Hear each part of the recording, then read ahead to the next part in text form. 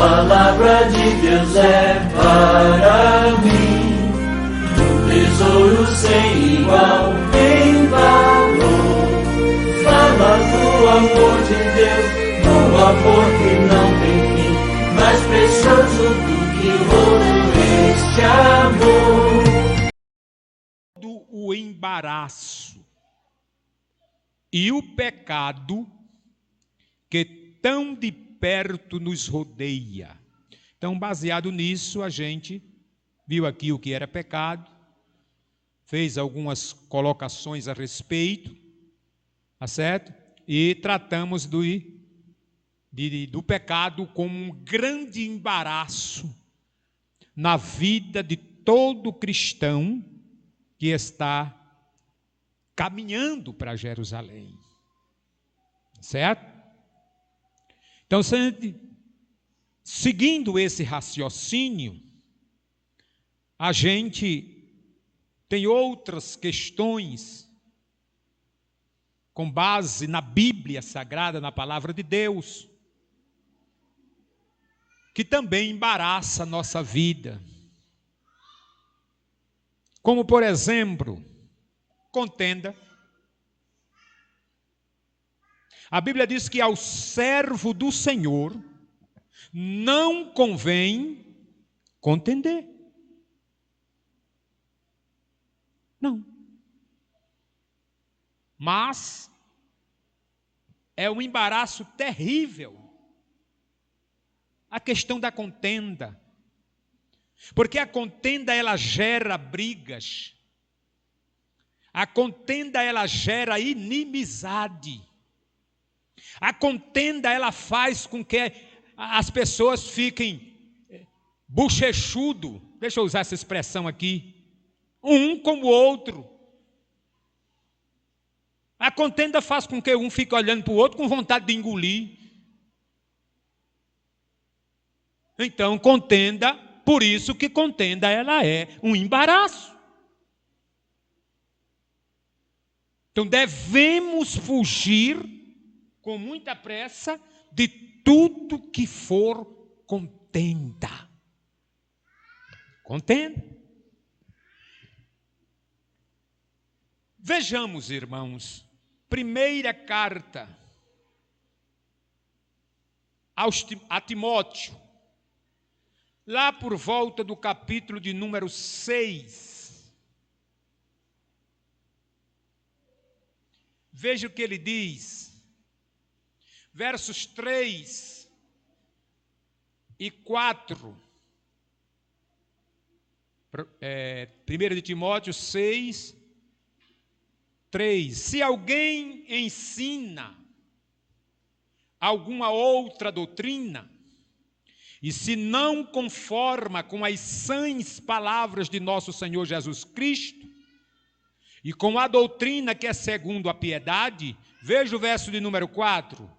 É soberbo e nada sabe, mas delira acerca de questões e o quê? Quem está acompanhando? E contendas de palavras, das quais nascem o quê, irmãos? O que mais? O que mais? O que mais? Ruim suspeito. É através de uma contenda, é através de um comentário, viu? Que começa a nascer todas essas coisas. E se nós não vigiarmos e nos policiarmos em relação a isso, daqui a pouco a gente está embaraçado, irmão. Está envolvido até o pescoço. E estamos saindo do propósito para qual nós fomos chamados. Então deixemos o embaraço da contenda. E o apóstolo diz aqui que quem gosta de contender, ele chama de orgulhoso e contencioso. O apóstolo diz que quem gosta de criar contenda causa confusão, é invejoso e quer brigar. Ele fala aqui, né? E briga. A contenda, irmão, faz com que a pessoa fique com inveja da outra. Meu irmão, se Deus só te deu 2, te contenta com os 2 que Deus te deu. Deus te conhece, sabe que tu não pode ter 3, 4, nem 5. Agora, ficar com inveja do outro porque Deus deu 5. Estão lembrados da parábola do talento? Então, tenha paciência. Deus conhece você. Deus sabe das suas limitações. Deus sabe até onde eu posso ir. E Deus não vai me colocar sobre mim um peso que eu não posso levar. Por quê? Porque a Bíblia diz que Ele conhece a nossa estrutura. E sabe que a gente é de ferro. É o quê? Pó. Pó. Então, deixemos o embaraço primeiro de quê? Quem lembra do que a gente falou na semana atrasada? Misericórdia. Embaraço do pecado, irmão. Agora embaraço de quê? Da contenda, irmão. Primeiro embaraço do pecado, segundo embaraço da contenda. Vamos para outro que eu quero terminar hoje. Deixemos também o embaraço do jugo desigual. Toda vez que a gente fala nesse negócio, alguém se incomoda, vou fazer o quê? Está na Bíblia. Não estou criando aqui inovações. Jugo desigual é um embaraço para a vida de muita gente. Viu?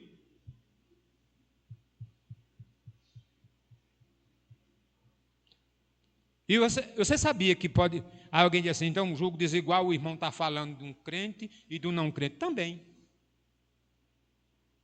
Mas você sabia que tem jugo desigual entre crentes? Eita, agora o senhor foi profundo. Né? Vou explicar. Porque vamos falar aqui de relacionamento. Às vezes uma moça se engraça com um rapaz crente. E o que é que tem de errado disso? Nada. O que tem de errado nisso é que nem ela orou, nem ele, para saber se Deus estava nesse negócio. E Deus não criou fulaninho para cicraninha. Então é julgo desigual. Vou insistir, insista, mas vai dar errado lá na frente. Porque esta não é a vontade de Deus para a vida de vocês dois. Não precisa ter pressa nessa questão, irmãos, de relacionamento. Não precisa ter pressa. Vá com calma, filha, vá com calma, meu filho. Tenha paciência. Tenha paciência. É por isso que de vez em quando a gente tem que tratar com pessoas que dizem assim: namorei na igreja, noivei na igreja, casei na igreja e hoje eu não estou bem. Estou vivendo com ele, mas só a misericórdia. Por quê? Porque é julgo desigual, minha irmã. Tu não orou. Tu não perguntou a Jesus se ele concordava com aquele namoro, com aquele noivado e com o teu casamento, que é um passo muito sério. Casamento de crente, irmão, não é experimento. Crente que namora sem pensar em casar, não deve nem começar o namoro. A gente viu isso aqui na palestra dos jovens, não foi? Nem começar o namoro se deve começar se não tiver a intenção de casar. Por quê? Para não estar gastando o tempo da moça. tá? Para não estar mexendo com o sentimento da moça. Porque sentimento, irmãos, é coisa séria. Da mesma forma, vice-versa, a moça também pode mexer com os sentimentos de um rapaz. E precisa-se ter muito cuidado com isso. Porque há casamentos hoje, irmãos, se desfazendo muito facilmente. E num espaço de tempo muito curto. Então, o que é que eu deduzo? Houve julgo desigual. Deus não estava no negócio. Não convidaram Jesus para a festa.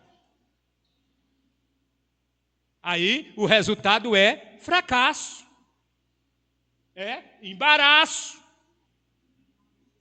Embaraço.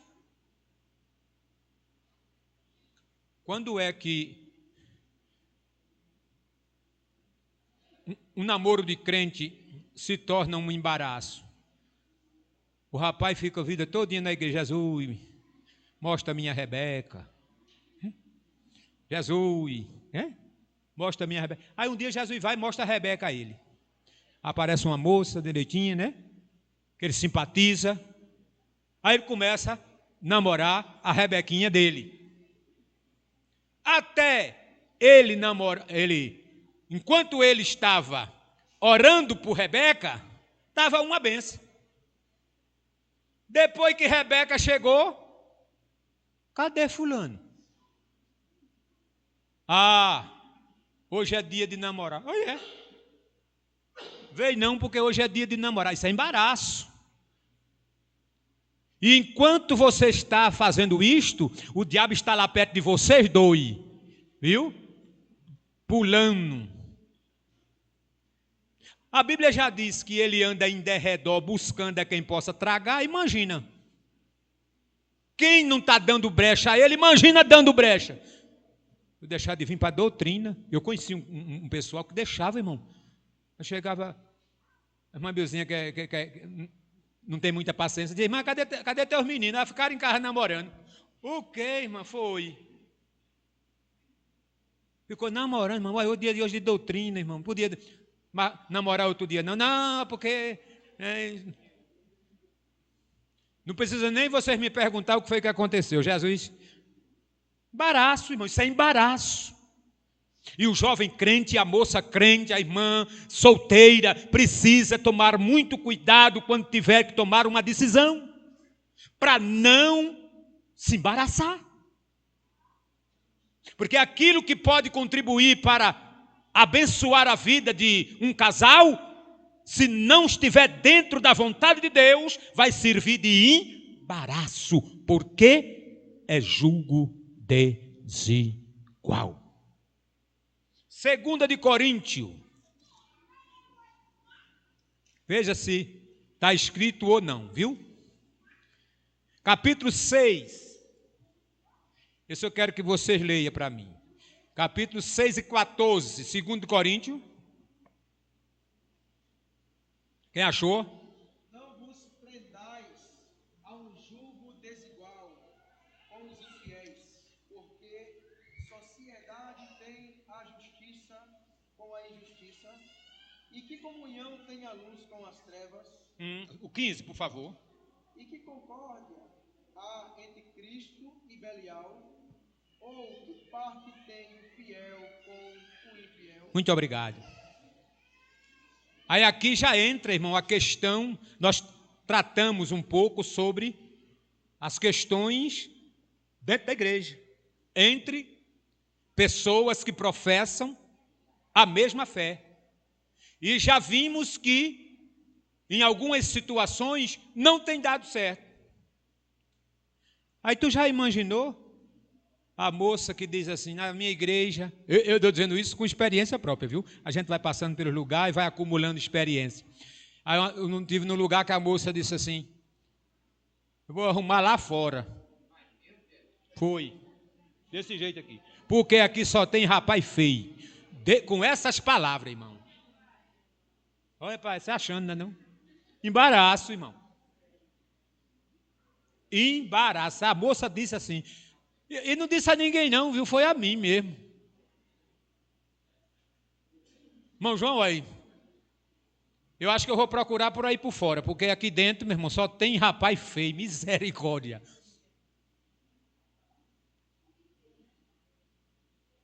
Julgo desigual. Não vos prendais, é a orientação da palavra de Deus. Não vos prendais a um julgo desigual com os infiéis. Se muitas vezes tenta se prender a um julgo com um crente, quebra a cara, imagina com quem não é. Então precisa ter muito cuidado com o julgo desigual. Tá certo? O que é que tem um rapaz na igreja e de repente ele se encanta por uma moça do mundo?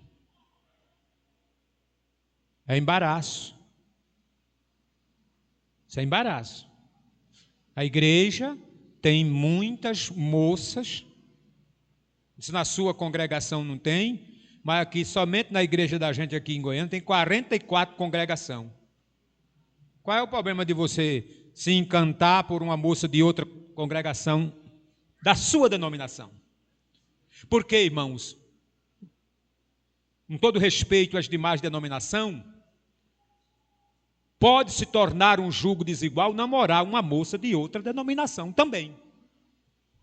Ou a moça namorar um rapaz de outra denominação também se torna um julgo desigual. Não é? Por quê? Porque um vai para lá e o outro vem para cá.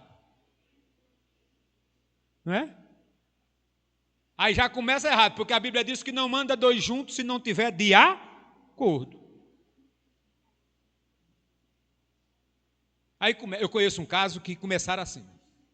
Não, tudo bem, quando a gente casar a gente resolve. Mesmo assim. Vamos namorando, Quando casar aí a gente decide. E assim fizeram. Quando casou, o rapaz disse: eu não vou deixar minha denominação, você agora é minha mulher e vai ter que ir atrás de mim para onde eu for. Aí depois ela veio chorar, vai falar com o pastor dela, que ia ter que acompanhar ele, porque ele prometeu que quando casasse vinha apontar ela, e depois que casou ele disse que eu é quem tem que ir atrás dele. Embaraço. Olha o embaraço aí.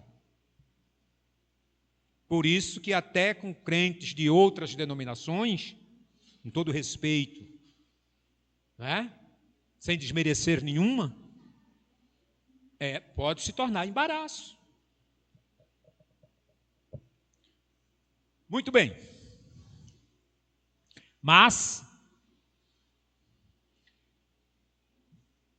a gente precisa ter muito cuidado para não fazer alianças, acordos com pessoas que não pensam igual a gente, que não age igual a gente, que não professa a nossa mesma fé. Certo? É desigual. E o jugo era colocado em animais do mesmo porte. Não podia ser um animal maior e outro menor. Não. Teria que ser animais que tivessem as mesmas dimensões. Para quê? Para que eles pudessem produzir muito e juntos. Assim é a vida a dois. Se você, moço, procurar uma moça que professe a mesma fé, tem os mesmos ideais que você, vocês têm tudo para crescerem juntos. Mas se não houver os mesmos ideais, aí a coisa começa a ficar embaraçada. Tá certo? Mas deixa eu adiantar aqui um pouquinho, eu quero terminar hoje. Tem muita coisa para falar, mas vamos, primeira carta de Timóteo outra vez. Capítulo de número 3.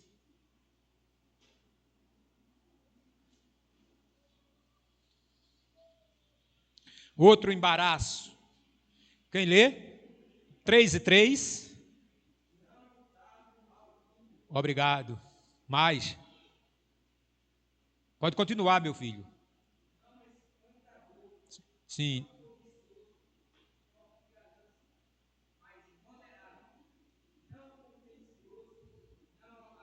Pronto. Muito obrigado.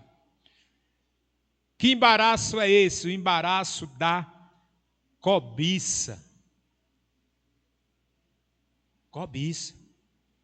Tem gente, irmão, que nunca está satisfeito com o que tem. De trabalhar para conquistar os seus ideais? Não.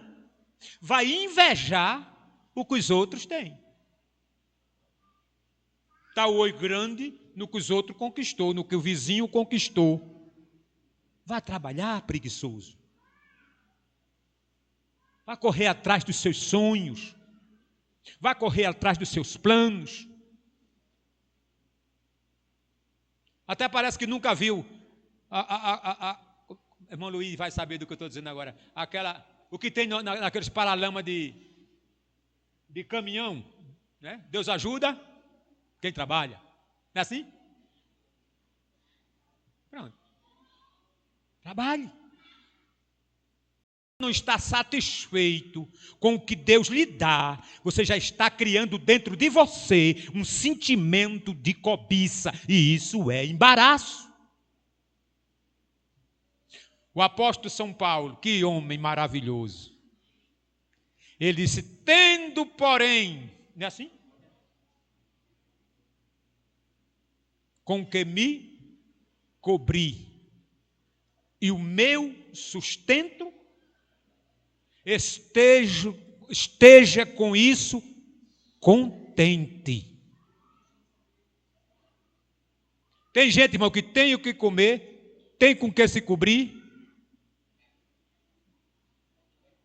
e ainda, muito bem, era isso mesmo que ia completar aqui, e vive a vida reclamando: ô meu filho, ô minha irmã, tu não tem o que comer? Tu não tem o teu sustento?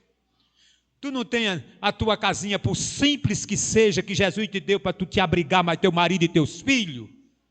Levanta a mão para o céu todo dia e agradeça a Deus. Deixe de ser cobiçosa, rapaz. Isso aqui vai criar sentimentos de inveja, irmão, que a gente já tratou aqui um pouco. Veja o que é que está escrito em Eclesiastes, capítulo 6, versículo 7. Eclesiastes,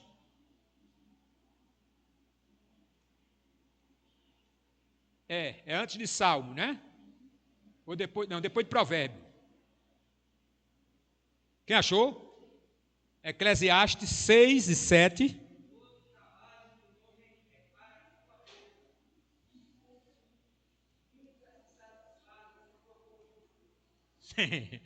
Vocês ouviram, irmão?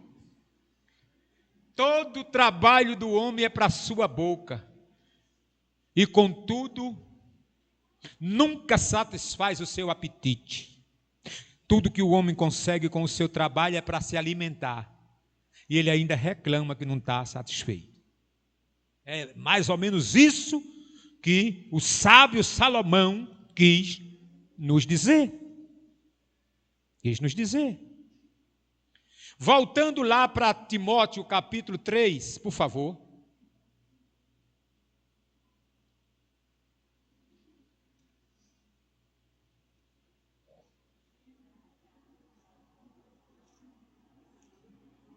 Timóteo capítulo 3.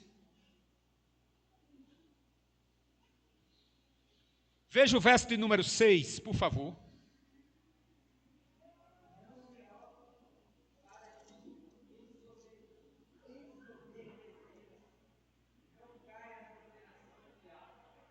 Pronto. Mas não era esse o versículo que eu queria, mas de qualquer maneira serve. Mas veja 6 e 10, por favor. Da primeira carta de Timóteo, 6 e 10, o que eu quero é esse, por favor. Isso. E cobiça.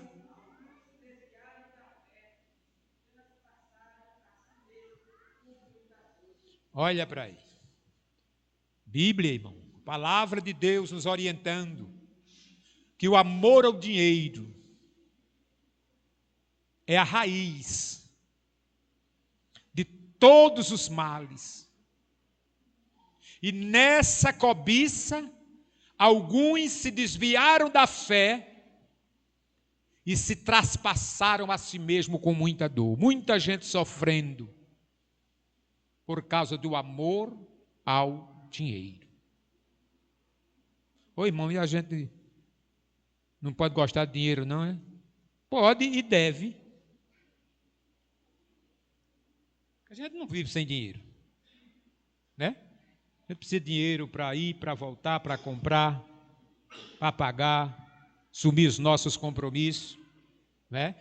A gente só não pode criar uma cobiça em cima disso. Certo? Ter controle, para não se embaraçar.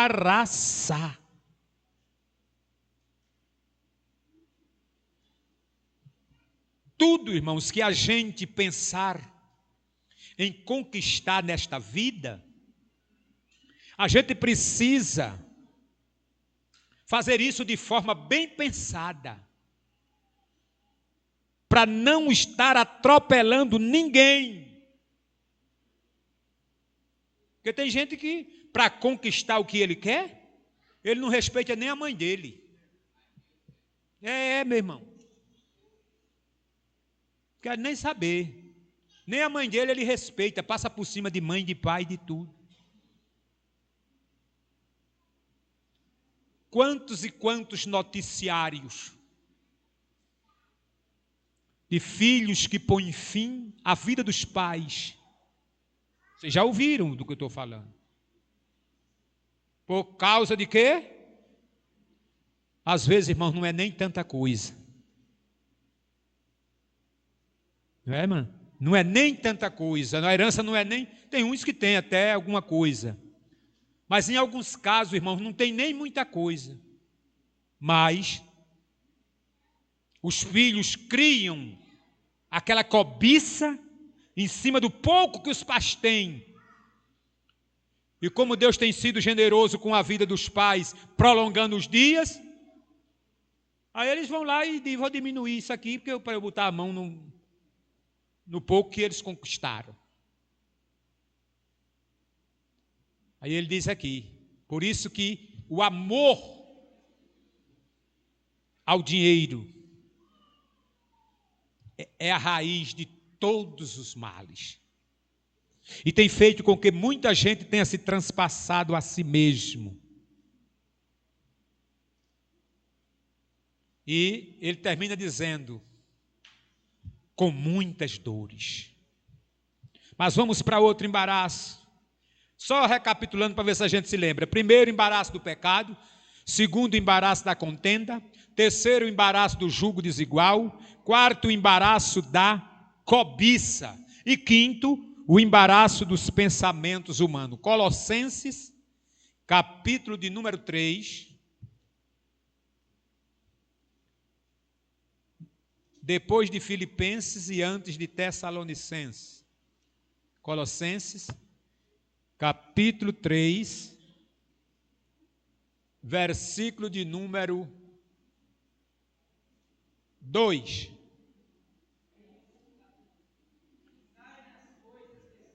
Sim. Muito bem. Mas no versículo 1, ele nos chama a uma reflexão. E ele diz assim: portanto, se já ressuscitasse com Cristo, buscai as coisas que são de cima, onde Cristo está assentado à destra de Deus. Aí ele entra agora com o versículo que Samuelzinho leu. Pensai nas coisas que são de cima, e não nas que são da terra. Ô irmão, não dá para a gente viver aqui sem pensar nas coisas daqui. Eu concordo com você. Mas o que a Bíblia está nos orientando é que a gente não pode, irmãos, pensar mais nas coisas daqui do que nas coisas de lá. Eu preciso pensar mais nas coisas do céu, porque é onde eu vou viver a minha eternidade, do que nas coisas daqui, que é temporária e passageira. Somos peregrinos. Já já estamos voltando para casa.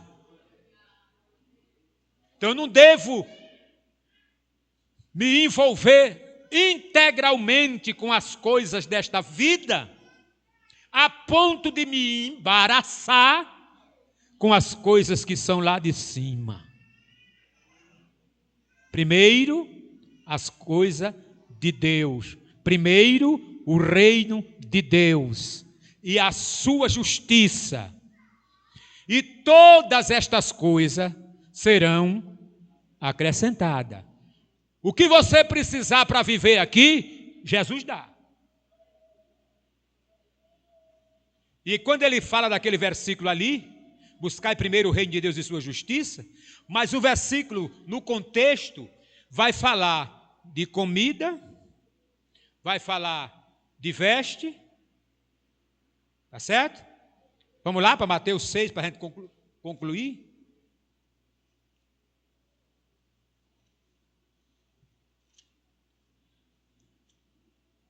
É?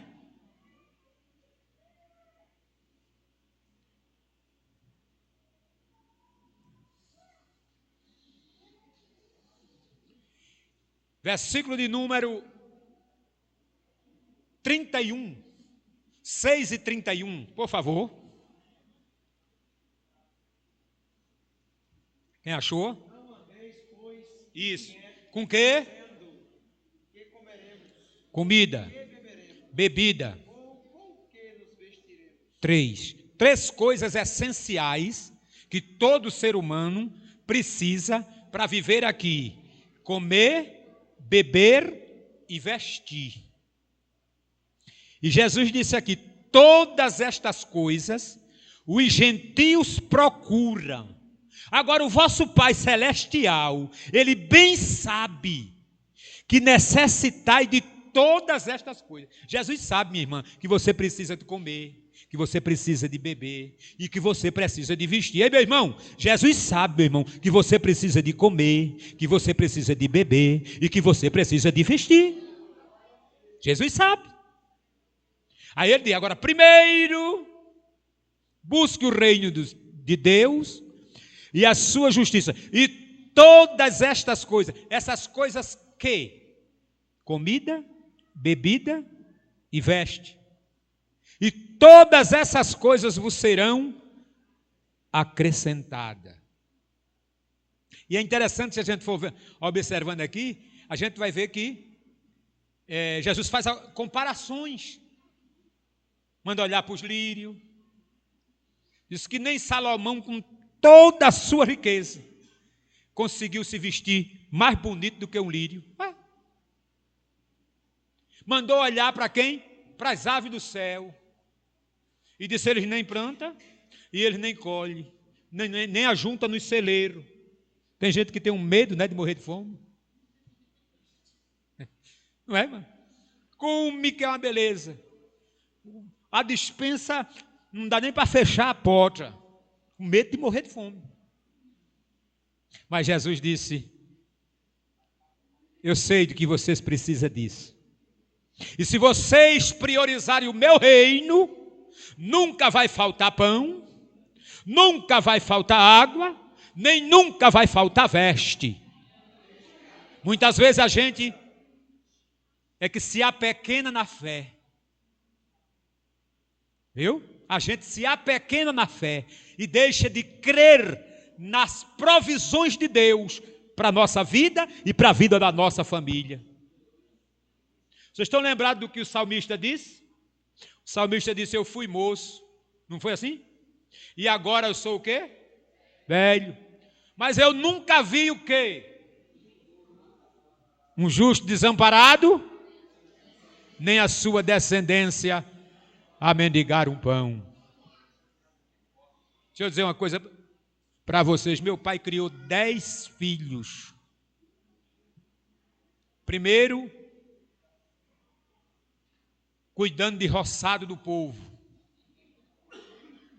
Depois, fazia uns bolos e ia vender na feira. Era um bolo de mandioca, irmão, que por aqui eu não vi dele ainda. Mas meu pai fazia e o povo gostava. Era um bolo que ficava com aquela massa branca por dentro. A gente chamava de batem top. Mas era... Ele levava para a feira, irmão, vendia tudinho. E trazia o sustento da família. Aí depois foi que veio para a usina. Meu tio trabalhou aqui, trouxe ele para cá. Foi onde ele se aposentou, né? Terminou a sua vida cotidiana no trabalho, mas sustentou a família com um salário mínimo. Não escutei muito. Não tinha Bolsa Família, não tinha Vale Gai. Não, era só o salarinho dele mesmo lá da usina. E a gente perdeu porque perdeu para as drogas. Mas os 9 está tudo aí. E olha que a velhinha ainda perdeu 6, viu? Não 7. Pense num povo corajoso, 17 filhos, irmão. Mas naquele tempo era muito ruim. A gente morava numa cidade com o nome de João Alfredo. Você sabe onde é, irmão Genival? João Alfredo? Sabe? Vamos lá depois de Limoeiro, por ali, né? Pense num lugar ruim, irmão, para matar menino. Se a gente não tem... Era plano de Deus trazer a gente para Goiânia, viu? Porque eu, com 1 ano e um meio de idade, eu fui operado. Apareceu uma pedra grande aqui na minha uretra. 1 ano e um meio. Quase que eu vou. Meu irmão, o mais velho, coitado, só tinha cabeça. Mago ia morrer também. A minha irmã, que é hoje a mais velha, também, mano, só tinha cabeça, o cabelo caiu. Aí foi na época que Deus disse: espera aí, vou dar um voo com vocês na terra. Tirou a gente de lá, jogou para aqui. Aí os 7 que nasceu aqui, irmão, não morreu nenhum. Isso é uma terra abençoada. Goiânia é terra abençoada. A falar com a irmã Bilzinha para tirar ela de Goiânia, que ela diz: Deus me livre, só sai daqui para o céu. Porque aqui é terra, esse lugar é lugar de bênção, irmão. E foi aqui que Jesus salvou a família, salvou meu pai, minha mãe. Depois a gente mais grande, os grandinhos, foi chegando. E teve uma época da vida que meu pai podia dizer: eu e a minha casa serviremos ao Senhor. Amém, meus irmãos? Então que Deus nos abençoe.